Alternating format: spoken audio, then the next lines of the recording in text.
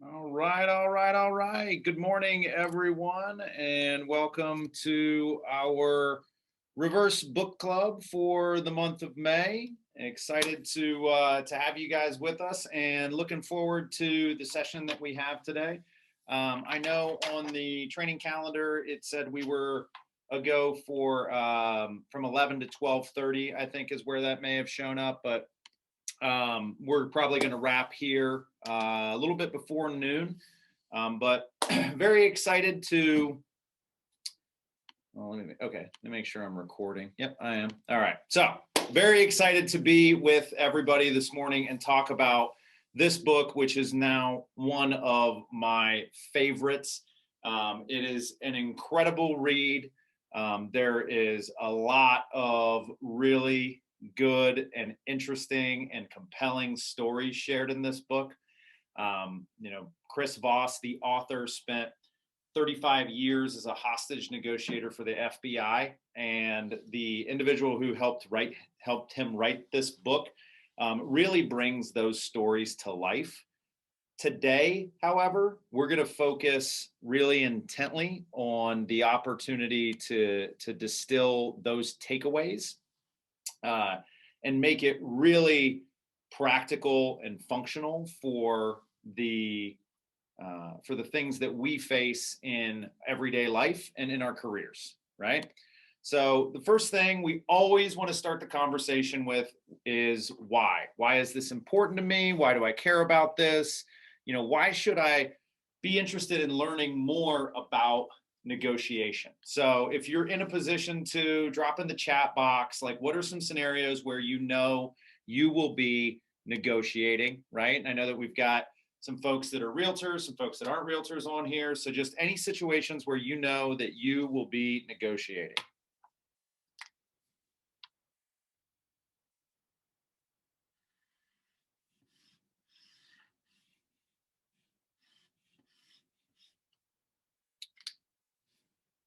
So if you were having trouble thinking of a time when you negotiate, it's going to be pretty much constantly throughout your day and throughout your life. Now, the way that I like to describe this in the context, not just necessarily about negotiation, but about life in general, is if you don't have an agenda, you are going to end up being a part of someone else's. If you don't have an agenda, you're going to end up being a part of someone else's. And what that means is, if you aren't going into each scenario with a mindset of what your intended outcomes and goals are, then you have no agency over the outcomes of that situation.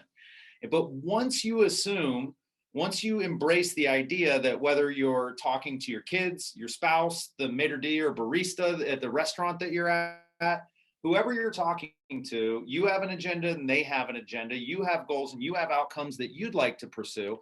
And when we talk through some of the negotiation tactics today, the opportunity will be to, not build this end-to-end, super succinct and tight process, but to change the way that we're approaching those situations, change the way that we're thinking about our interactions, and then change the way that we're negotiating for ourselves and on behalf of our clients, right? Because as realtors, we have 5 jobs, right? There are 5 things that every realtor needs to focus on. And I would argue every salesperson needs to focus on. And I would argue that every manager needs to focus on. And maybe I would argue that everyone needs to focus on them. And they are lead generation, lead follow-up, going on appointments, negotiating contracts, and then practicing, getting better, getting educated, scripts and role play, whatever you want to call that last one. So one of the 5 things that is your livelihood is negotiation, right? And if we think about negotiation from the transactional side, where we're pushing paper back and forth, we are probably going to have about the level of success that an average real estate agent does. We are going to be about as successful as, the market is. But if we can be more intentional about the way that we are approaching this situation, any situation, a contract negotiation, then we're going to put ourselves in a position to win more frequently for our clients. And so that's what we want to talk about today. So in Keller Williams, right, we have this lovely triangle. You can maybe catch the corner of it on my wall art, but there are three things that this triangle is built on, right? And so if you've read The Millionaire Real Estate Agent, if you've worked through really almost any Keller Williams course, whether it's Bold or Ignite, you might be familiar with what this is. So the triangle as it relates to your real estate business is leads, listings, and leverage, right? You get the leads to get the listings. Once you have the listings, you have the leverage, right? Well, with negotiation, we want to focus on a triangle, and our outcome is still leverage, but the other two sides of this triangle are going to be listen and learn. Listen, learn, and leverage, right? Because whenever we get into any sort of negotiation, any sort of exchange with any other person, whoever has the most information can play the game better, right? Whoever has the most information has the opportunity to make better decisions. Now, it doesn't mean that we always will, and it doesn't mean you'll win 100% of the time if you've got 51% of the information. But it's important that when we start out in a negotiation scenario, that we are thinking first about how to amass as much information as possible, right? And so who remembers the game? Maybe you played it as a kid. I know I did. Battleship, right? Where, G7, boom, you sunk my battleship. Well, part of the way that we inherently approach negotiation is from our vantage point, right? And we play negotiation like we play battleship, right? When we're putting offers out there, we're sliding contracts across the table, like we're trying to get a hit. But there's an opportunity for us to step back, knock down the center wall, ask really good questions, amass a lot of information so we can start playing chess instead, right? So when you're submitting an offer for a client, when you're going into an important business meeting, when you're sitting down with on a listing appointment and you're going to be negotiating your rate for the sale, stop and make sure that you are not playing battleship. It's a very, very dangerous game to play if we're missing out on some serious pieces of information for our clients or for our potential clients. So one of the best ways to gain a lot of information is to ask good questions. And asking good questions is going to come in a lot of different shapes and forms, but that's going to give us the opportunity to listen, which will let us learn, which will then give us leverage, right? That's our triangle today. Listen, learn, and leverage. But the most important questions that we can ask are ones that do not begin with why, right? Why can become an accusatory leader for a question. So instead, we might ask questions like, what are you trying to accomplish, right? If I'm talking to a seller or I'm talking to a listing agent, right? What are the best outcomes here? How can we make this more worthwhile? What's the core issue that we can address, right? That's a way to ask for motivation, right? We need to sell this house because we paid too much for it when we bought it and we never think we're going to be able to get that again. Okay, that's a core issue that we're addressing. So there's a value conversation there. How does this affect things, right? How does, when you're working through an ROC, right? And you're selling a house for a couple $100,000 and there's $2,000 on the table and you need your seller to sign it. You say, how does this affect things? And then you just listen, right? What's the impact of that? How does this fit what the objective is, right? So you are going to leave the word why. So we start every conversation with why, right? But then as a company, right? We want to focus on why we're doing this, why is it important, why am I here? Then we want to transition when we're working with other people and we're mining for information, right? We want to avoid starting questions with why. How did it come to be that way? What would it mean for you if X happened, right? So we keep investing in those questions to get as much information as possible. And I promise you, even if you are, an expert negotiator or you win all the time, I would argue that you are likely not asking enough questions before you're making statements, right? When I work with agents or other small businesses and helping them develop, a more robust lead generation strategy or marketing plan, I'm investing 75% of the conversation in asking questions, right? What difference would a bigger marketing plan mean for your company? How would it impact your life if you did have a transaction coordinator, right? Getting those things to get down to the root motivation, right? The driving cause, and also understanding, what I'm going to unearth some obstacles along the way that are going to keep me from proposing a solution or going into a negotiation, not knowing the right outcomes and maybe offering the wrong solution or offering the wrong price or offering the wrong contingency, right? So we are looking to listen, learn, and leverage. Now, does anyone, if I say 738.55, any idea what those numbers mean? How they add up to 100. So I'll give you a tip. They're percentages. Percentages of what? Heidi, you got any idea? All right. So this is when, I got something in the chat box, maybe. All right. Kevin says 55% listening. Close, but no cigar, right? So these are the segments of communication, right? And how people interpret our communication, which communication is not just verbal or written or, whatever. It is a whole body experience, okay?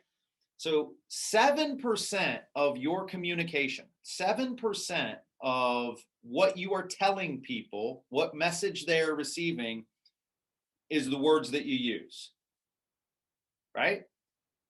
38% is going to be the way you use those words. And what we'll talk about today is tonality. And then 55% is going to be body language and posture. Now, stop and think about that.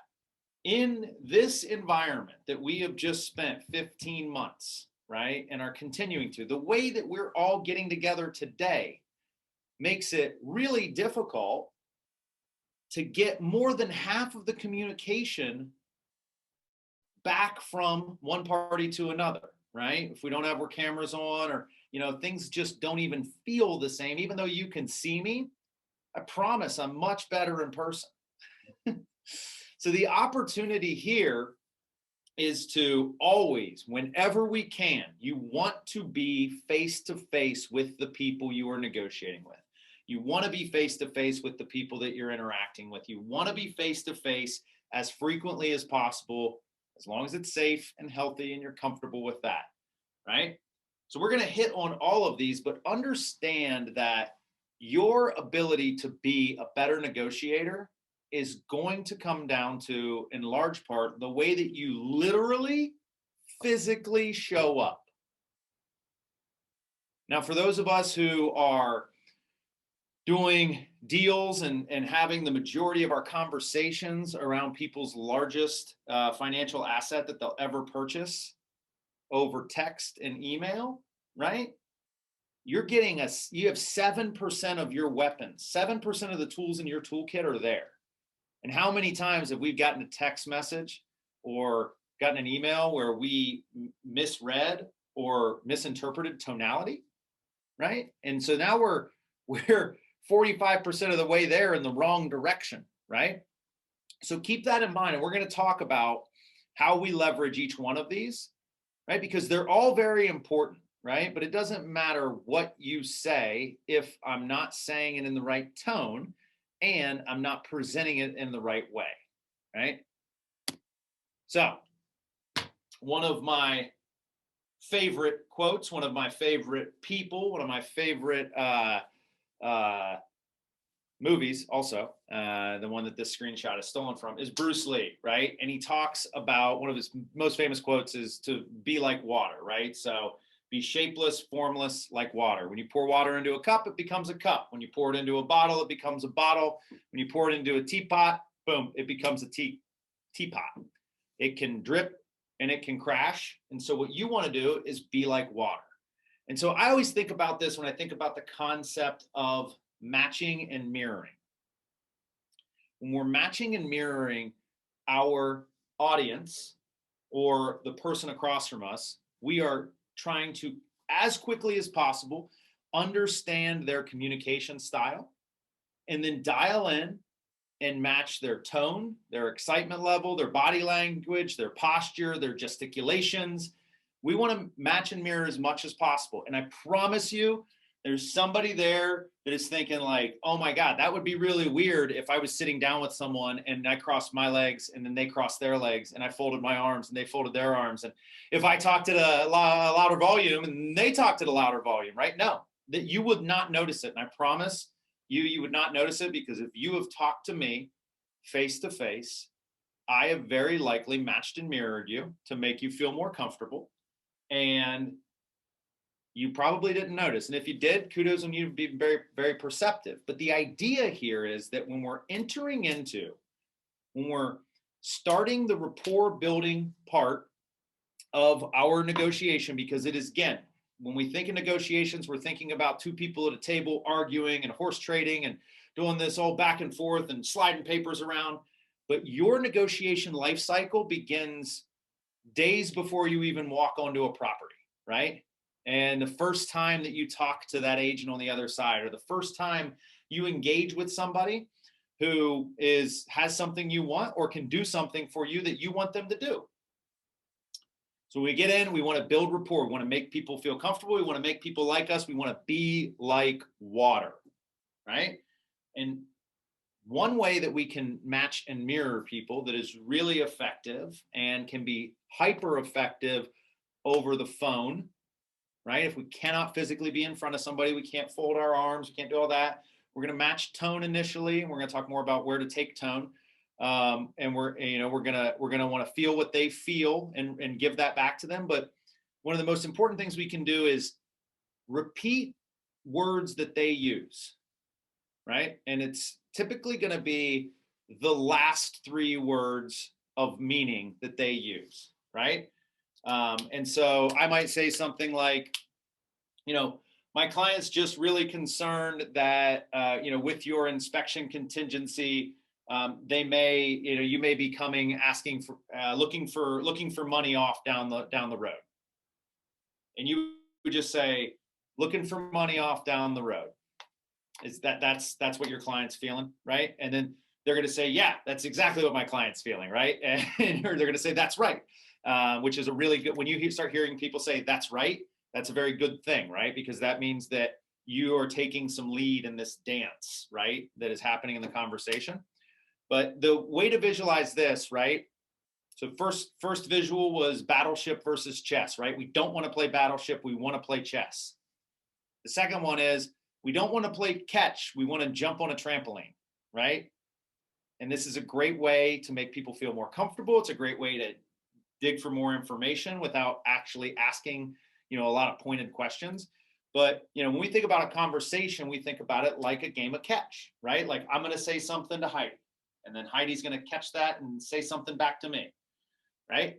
But what we can do to keep people talking and to help them feel more comfortable with our presence and with the opportunity for us to get more information is we're just going to, say back to them what they say to us, right? And maybe tag on a little bit of a question, or tag on, hey, tell me more about that, or tag on, we'll go over some words that work here in a minute. But The idea is we want to build rapport by mirroring and matching. We want to continue to mine for information by, jumping on that trampoline.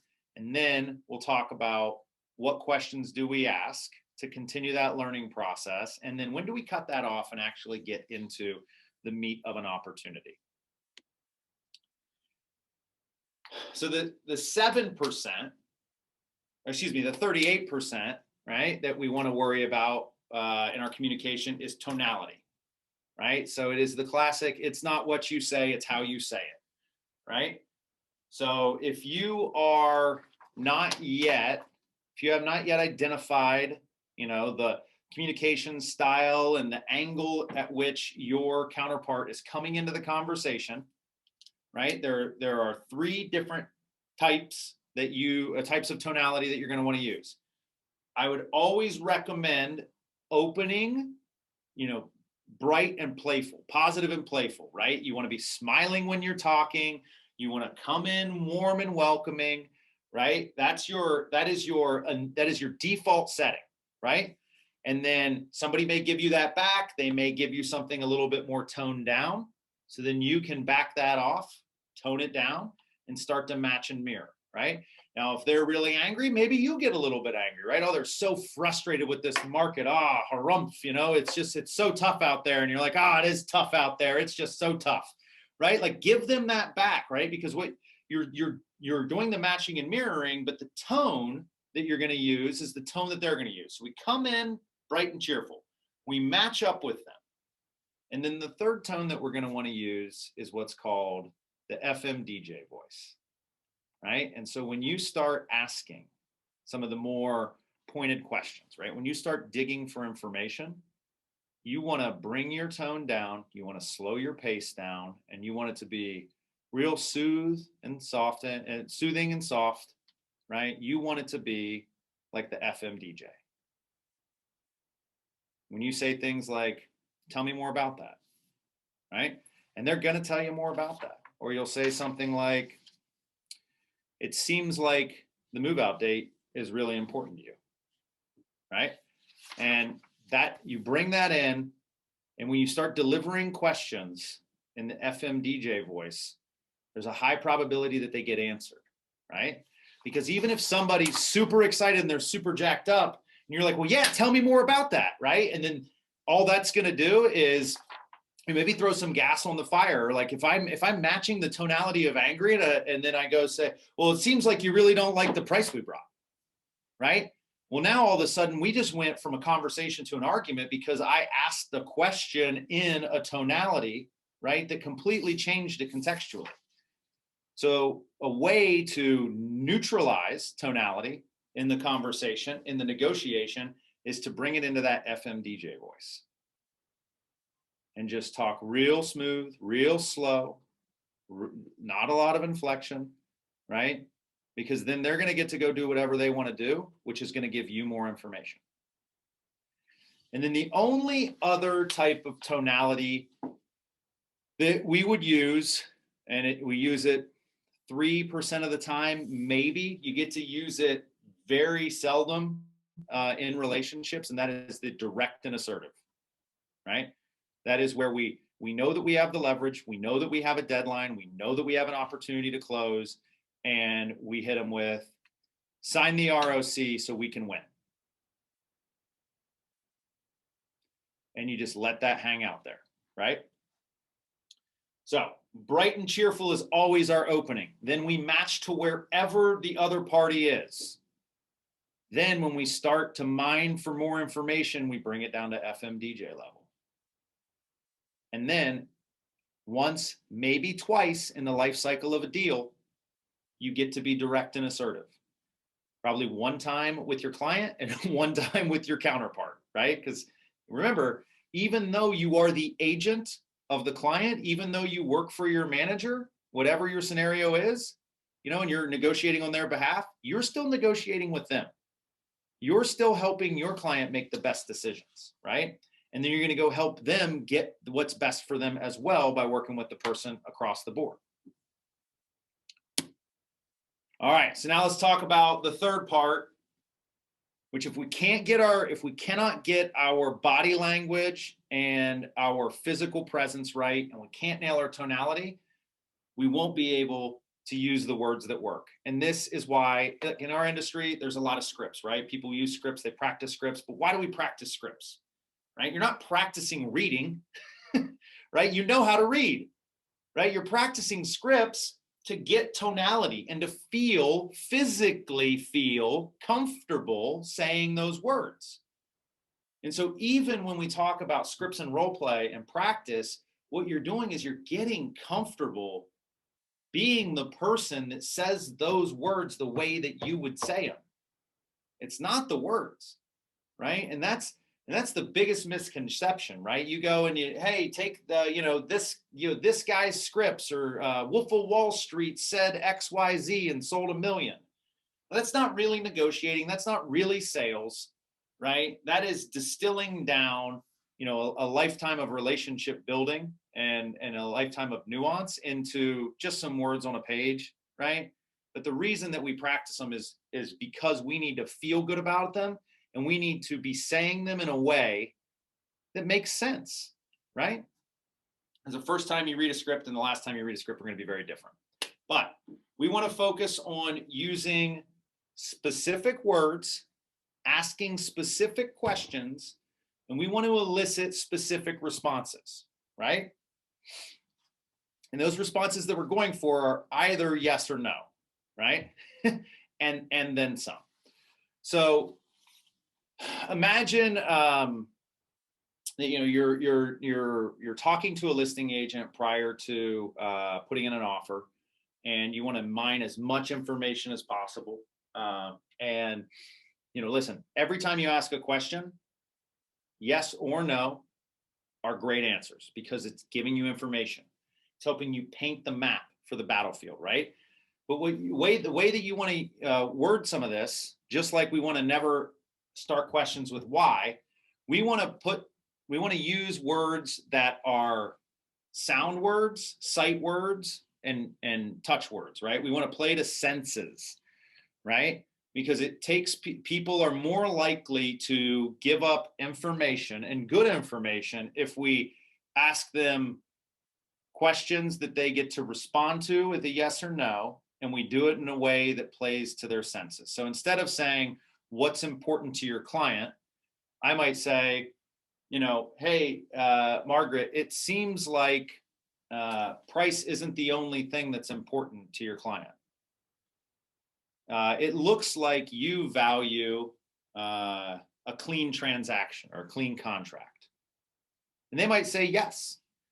And then you might say, that's your end. You get the yes, and then you say, okay, well, what are the things you wouldn't want to see in a contract, right? And they'll say, oh, we don't want to see this and this and this. And now you're just figuring out how to write the perfect offer, right? That's what the goal here is to get all the information, write the perfect offer so that you have leverage to close the deal. But it seems like blank is valuable to you. It seems like you don't like X. It looks like you value Y. It seems like blank would make life easier. It sounds like you're reluctant to do A. It feels like this is most important. It appears that I'm in a unique position to offer A. Or it seems like you're worried about blank, right? So all of those things, they don't even have to be right, right? It seems like you guys aren't really worried about price. No. Oh, so it's what I'm hearing you say is price is the most important. Well, no, not that either. Okay. So you see how you're able to make statements that they can respond yes or no to, or react to, and pay attention to body language and tonality when this happens, because we give ourselves away a lot in the way that we answer, not with our words, but with our voice and our body, right? And then you can reframe back to them what they said, which is a way to trampoline and match and mirror, right? It seems like, the point of sale is a major issue for your client. Yeah, they are concerned that there's going to be a lot to deal with. Yeah, your clients are concerned that there's going to be a lot to deal with on the POS. So it sounds like if that was not an issue for my buyer, it would be a benefit to your seller. Yeah, that's right. Okay, that's right. You know, and boom, now you've got this information. They feel great about giving it to you, right? So don't forget that, you know, you want to avoid the stuff that starts with Y and then leverage senses so that people think about how they feel. Think about sounds and sights, right? And a great way to do this is that some of us are experiential learners, some of us are auditory learners, some of us are visual learners. If you're able to understand, you know, if somebody gives themselves away and they say like, oh God, I can't do X if I need to see it, right? Or I need to print it out and mark it up with my red pen. Well, that's probably they're more visual and experiential. So I'm gonna use you know, looks like, you know, the way I see it. Am I hearing, or you know, do you see it this way? I'm gonna use visual. I'm gonna maybe use a little bit of experiential. If somebody is really good on the phone and really bad in text, maybe they're more auditory based. Great. Here's what I'm hearing you say sounds like, right? I'm going to play into those things. It's very small, right? But at the end of the day, if you want to win for your clients and win for yourself, you know, maybe there's, you know, taking a step back, pausing and figuring out which sensory word you want to use will make a difference. And here's the thing. One of the best words that works in the negotiation process and in relationship building and information gathering is no words at all. Silence is your friend in most negotiations. If you ask a question and they don't answer, you don't have to say anything else. It's a game of awkward chicken, right? Who can deal with how awkward it is to sit in silence? And they will say something first. They will give you something, and then you can make the next move, right? But silence is very, very much a powerful tool in this. The last thing that I'll say is on words that work is when it comes to, and this is one of the great like takeaways and tips from the book, is the importance of using not round numbers, right? Using exact numbers. So when you write an offer, when you are, you know, renegotiating your salary maybe at the company you work for, right? And you want to raise, you don't want to raise to $75,000. You want to raise to $75,375, right? Now it does two things. No one's prepared for the exact number, right? So you short circuit the brain a lot, right? Because they have to pause and start to think about, well, what's this extra $375 for, right? Or why isn't it just 76,000 or 75,000? And then because people don't like silence and they don't like to look dumb, they will immediately start to think that you've done your homework to get to that exact price, right? And whether or not you have, hopefully you actually have. And if they ask you, you can rationalize it, right? But the same goes for writing an offer, right? If you're writing it at a specific price and you can say, yeah, you know, it was $173,810 because, you know, when I looked at the comps this way and this way, that's where I came to, right? Awesome. And then they're going to feel like, wow, this other person only offered 180. And there's you know, not only is there another, you know, $1,180 here or $1,810, like this person's actually more invested in the transaction. Best place to use this, in my opinion, is with ROCs, right? If you put over an ROC with a round number, right, it looks like it's just a cash grab. It looks like you're saying, you know, these things are all problems. I don't know what they cost, but, you know, to avoid the headache, I'll take $5,000, right? You're more likely to get $4,779 than you are to get $5,000, as long as that's what it adds up to, right? So avoid those round numbers so that you are in a more defensible position. Because if you say 4,779 instead of 5,000, or if you say 5,000 and they think it's only 4,500, they're going to say 4,500. But if you say 4,779 and they think it's 4,500, they might think that they're wrong, right?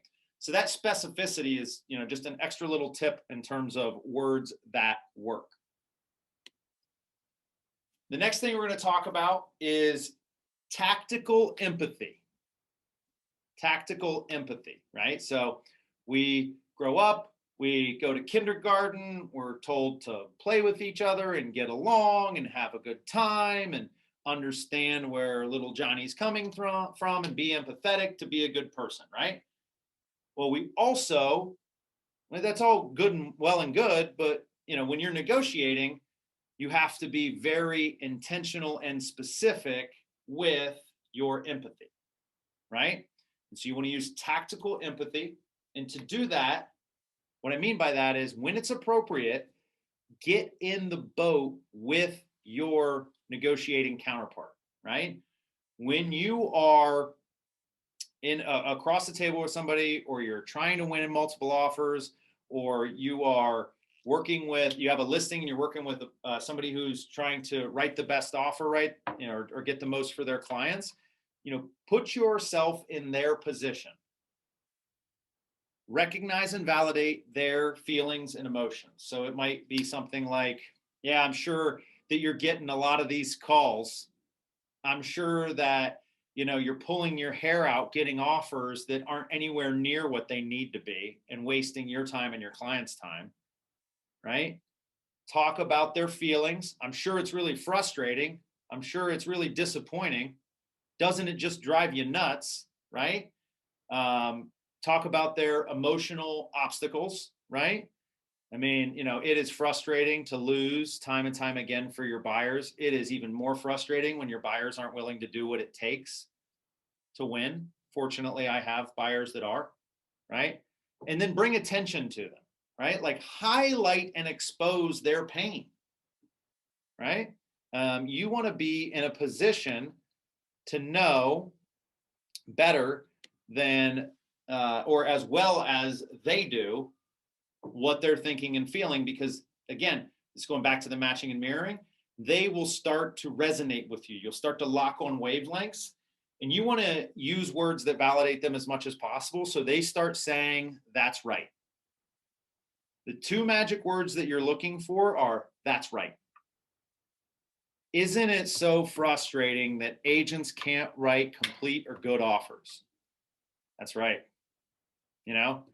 Or don't, I can only imagine how frustrating it is, or how disappointing it is when you feel like you're writing offers for for the buyers that agents are supposed to be representing. The goal there is, that's right, right? So let's just pause for a second and think about what we've come through now, right? We're focused on matching and mirroring to build rapport. We're focused on using the right tonality at the right times, and we're focused on using the right questions and being strategic with our empathy for their situation to get them to say, that's right. Now we've gathered all this information, right? And if we just stopped here, we would probably have a better shot than at winning a negotiation than we would otherwise, right? Good, great, wonderful, love it. But now we go to the hard stuff, which is we actually want to seek out a no. We want to get to know, because negotiation starts at no. To this point, we brought them along, made them feel great, made them feel good, made them feel wonderful, made them feel like we're on the same page, and we're right there in the boat with them. We've done all that so we can get them to start saying no. People want two major things. It is primal in nature, right?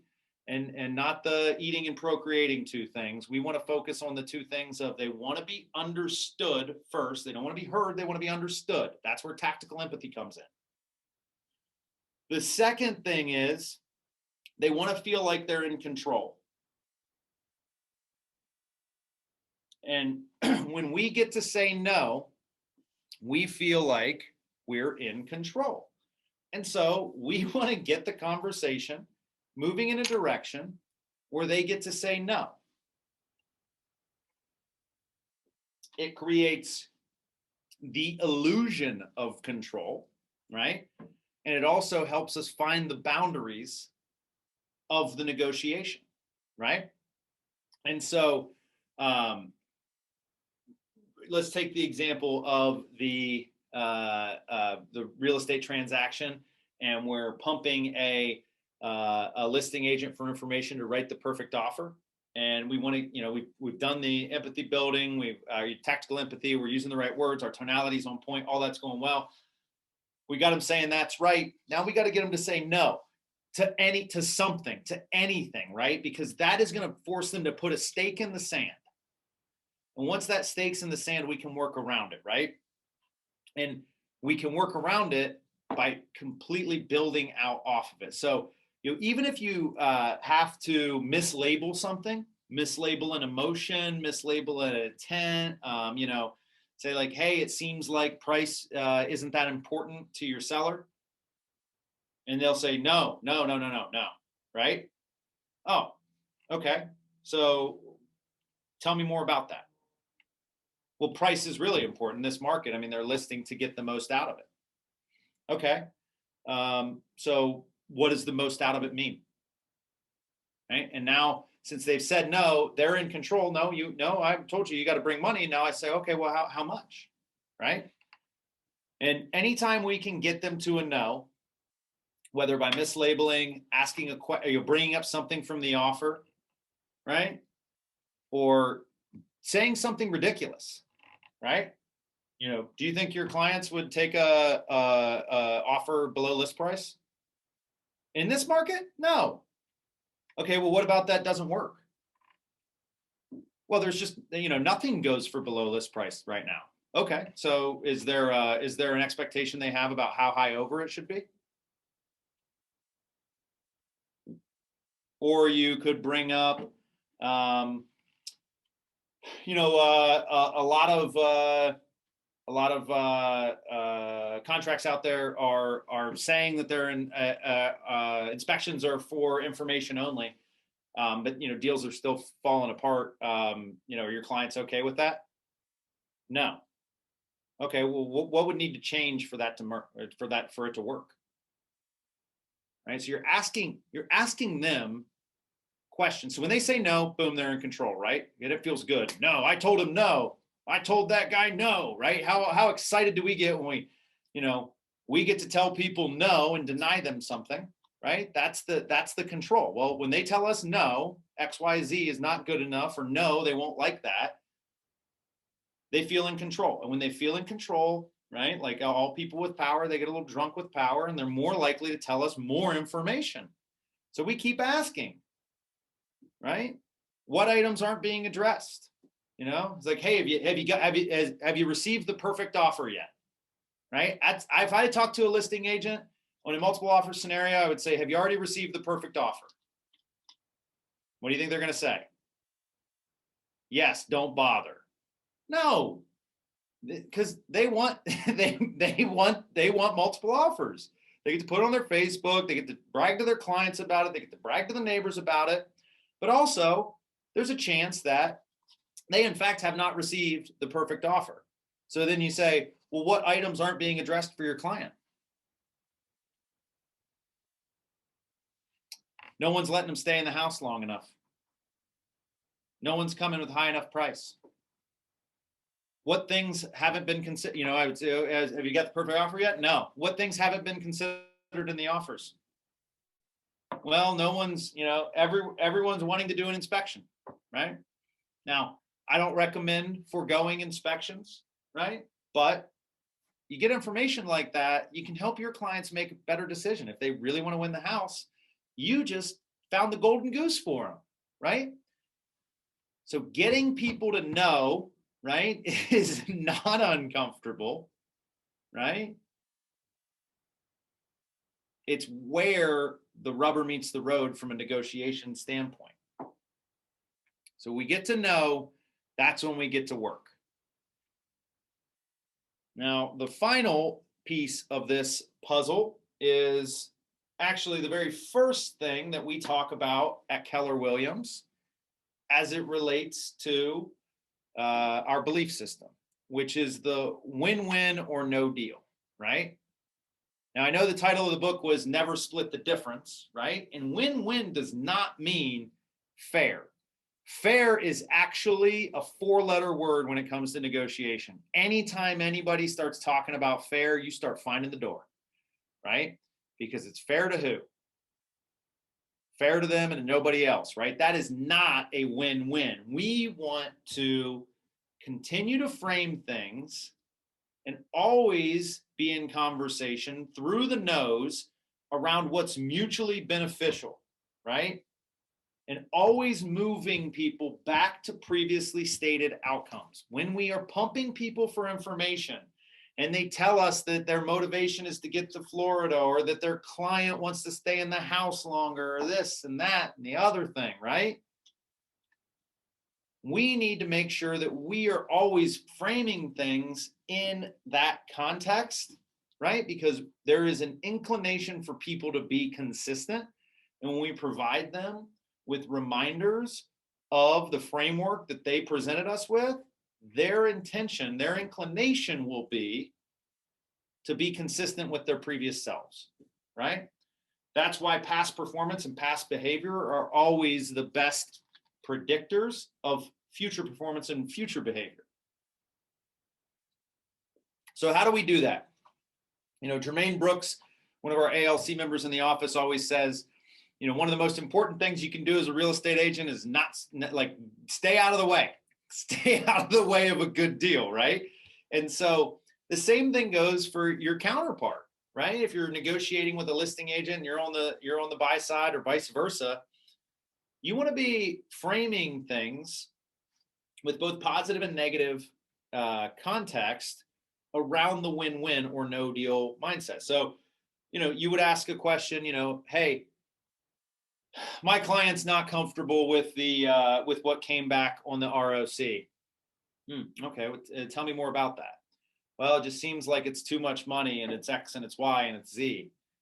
Say, oh, geez, what's at risk here if we're not able to keep this together? And then just be quiet, right? Say, okay, hey, listen, you know your client, I know my client. What are we trying to accomplish here? Right? That's a way to frame a question that is like, what's it going to take? Right? One of my absolute favorites that is surprisingly effective even in high dollar transactions, right?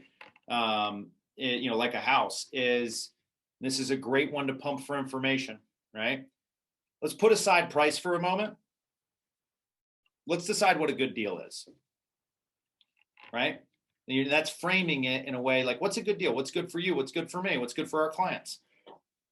Price is always going to be a part of it, but that's not the entirety of a contract or a negotiation, right? That's not the entirety of the conversation. So put it aside, and maybe you get 3 or 4 things that would make it a good deal for everybody, right? And look, you guys are all talented and capable and great realtors, but in this seller's market, right? You know, is there an opportunity to, you know, put a little bit of money, you know, of your own money, right? You're working with these clients. So you got, oh, we lost 10 offers in a row and we're writing good stuff, right? Well, get in the boat with them. Hey, listen, if you go up, you know, if you offer, you know, X dollars over that we think is going to be able to win this, you know, I'll contribute $1,000 of commission to closing costs, right? Now, that's a lot of money, right? But you're still netting higher than zero and your clients are winning. Now think about the client for life, right? I mean, the buyers that we are helping get into homes right now will be our clients for life because we did it in the most ridiculous markets. We saw the same thing happen around 2010 when people were helped out of their homes by great realtors, right? A decade later, those people have not forgotten who helped them. And the same is true right now, right? So remember, we're not worried about deals. We're worried about our business, right? And our business is going to go a lot longer than the next 10 years. So just, that's a little aside there. two great triggers, right? That will force the commiseration, force them into the boat with you. Number one, and this is always if somebody comes back to you and they're like, you know, your client needs to pay for all of the ROC or all of the point of sale, right? You just say, how am I supposed to do that? How am I supposed to do that? And what that question does rather, is it forces them to think about how they would do that. How would you go to your client and tell them that, right? And it will immediately back them off, right? And also, this works really well with your clients who are over leveraging their position in the market if they're a seller, right? Or somebody says, I want to get this house and I want to get it for under list price. How am I supposed to do that?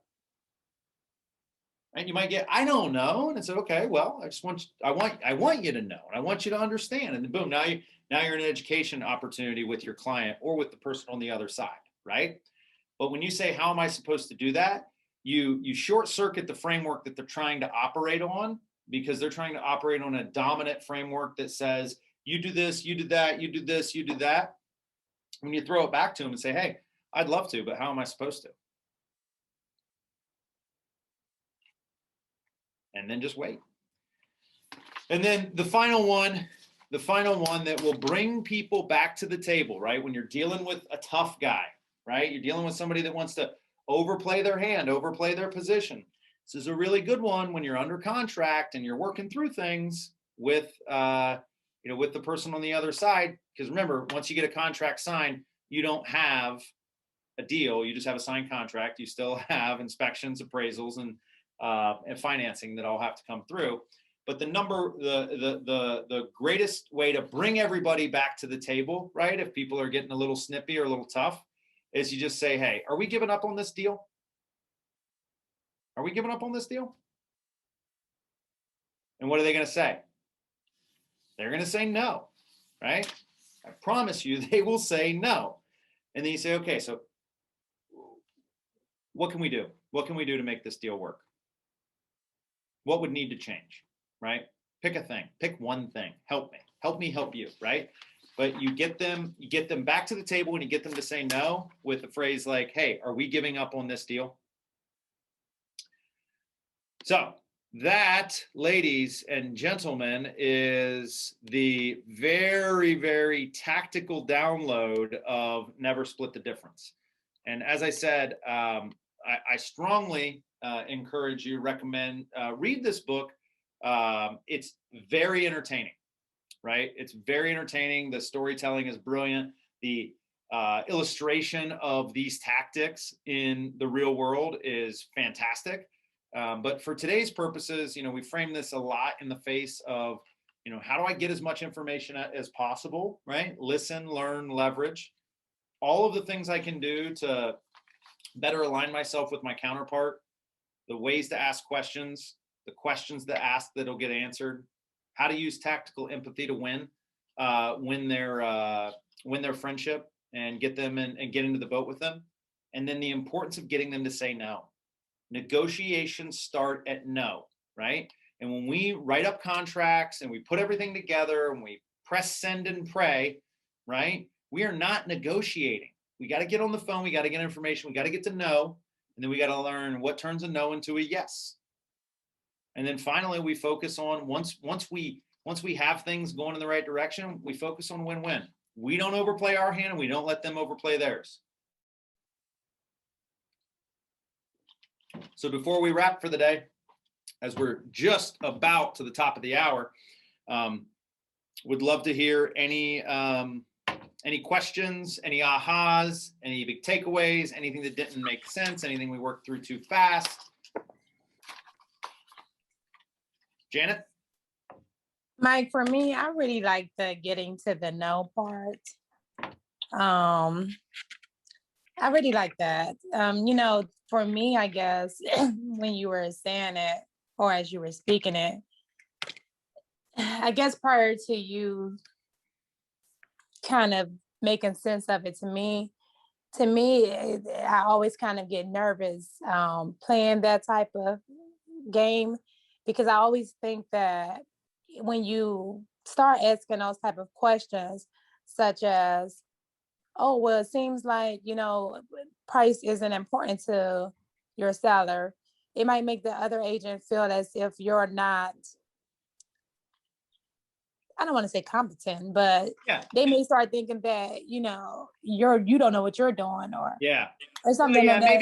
maybe price is a bad example, but you could say, you could fish for something else. Like, it seems like point of sale, your client's comfortable with point of sale at this point, and they might say, no, we're expecting point of sale to be an issue, or, but they're not going to want to address it. Right. Right. Yeah. Just like it, I guess kind of like those type of questions just make me always feel that if I ask those type of questions, they may feel that I guess maybe even with me still being newer, Yeah. that they may just feel that don't know what I'm doing and just try to skip my client over. Yeah. So I how's always try this? to, You can even ask something like, you know, you know, I understand where you're coming from, because, unfortunately in our industry, the people take advantage of that license number component, and yeah. yeah. So like, you don't want to look foolish, but it is really valuable to get them to know, Mm-hmm. because then you can start to, if they just say yes a bunch, the yeses are not good, right? Because they're Mm-hmm. usually counterfeit, or Mm-hmm. they're avoidant. Right? Mm-hmm. When people don't, like, and that's why sometimes it has to be ridiculous to get them to say no. Mm-hmm. You see, if you just ask a bunch of softball questions like, oh, so is terms are important to your client? Yes. Price, they want to get top dollar? Yes. Okay. Probably don't want to deal with a lot of point of sale, do they? And yeah, they don't want to, right? And Right. you're not actually getting any information, right? Right. When you get no, now it's like, all right, there's a little friction, Mm-hmm. rubbing is racing. Let's do this. Mm-hmm. And so the challenge that, challenge will always be, yeah, I appreciate that. You don't want to look foolish. You don't want to misrepresent for your client. And I'll give that some thought in terms of what are the best ways for you to ask questions that get no, but still protect your integrity. Right. But I really did. I really like the concept of it. Like, I really like it. Yeah. So I know where you're going. I really like it. Yeah. Well, I mean, and look, we're all doing this together. So, I'll think about it. If you stumble across one or come up with one, or, you find something that's like, hey, this is a great way to get to know. Right. Mm-hmm. Be like, hey, am I the only agent that's trying to get in touch with you? No. Okay. Am I the only one writing an offer? No. So you're gonna be sifting through a lot of them, huh? Yeah. Is it just price for your client? No. Boom. Mm-hmm. That might be a good one. Yeah. Does it just come down to price for your client? Right. Right.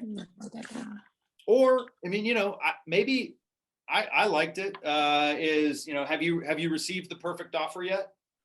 Yeah. Right. Have your client, have you got the perfect offer for your clients yet?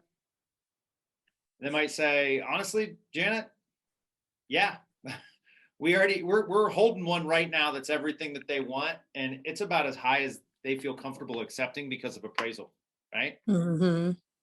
Okay, so then that's information. Then you could still take that. And run with it and say, we saw one the other day. I was just talking to Sean Hadley about it last night, where people are worried about appraisal, and you're also worried about signing your clients up to cover what could be a $20,000 or $30,000 appraisal shortfall. And they said that, hey, we'll cover anything up to asking price, or $10,000 over, or up to what we've offered, or $10,000 over a low appraisal, right? So now you're saying, like, look, you don't have to renegotiate if this doesn't appraise right. If I buy it for 250 and it comes in at 220, I'll pay you 230. Right? I'm going to pay more than what it's worth no matter what. Comes in at 250, I pay you 250. Comes in at 240, I pay you 250. Comes in at 242, I pay you 250. You know? And so, you know, but that you're able to frame that if somebody says like, hey, yeah, they actually do have the perfect offer, because if we got one higher, we'd be worried about it appraising. And you say, well, here's the thing. Here's how I can write it up. What would your clients think about that? But yeah, have you found the perfect offer yet? Or if your clients received the perfect offer yet? Am I the only one calling? Am I the only one writing on it? Right? And they might laugh it off and be like, no, of course not. You're like, yeah, how many do you think you'll get? I think we'll get 17. Oh, is it going to come down to price for your client? No, there's more at play. Help me understand what else is in play.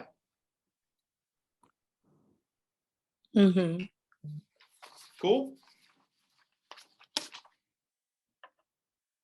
Anything else?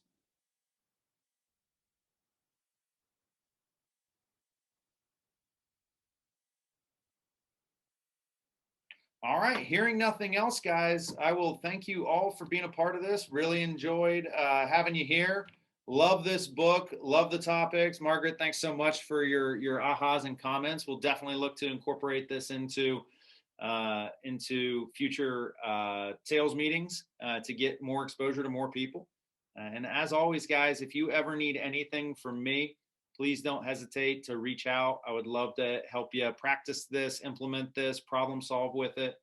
So we're really, really excited to leverage this sort of thing to get it done. All right. Well, have a wonderful weekend, everyone. Hopefully, you know, we can maybe get a couple rays of sunshine. I don't know. We'll, but if we don't see you this weekend, we'll see you Tuesday for the sales meeting at 9:30. Okay. All right. Thank you. All right. Thank you. Have a good one. Mike.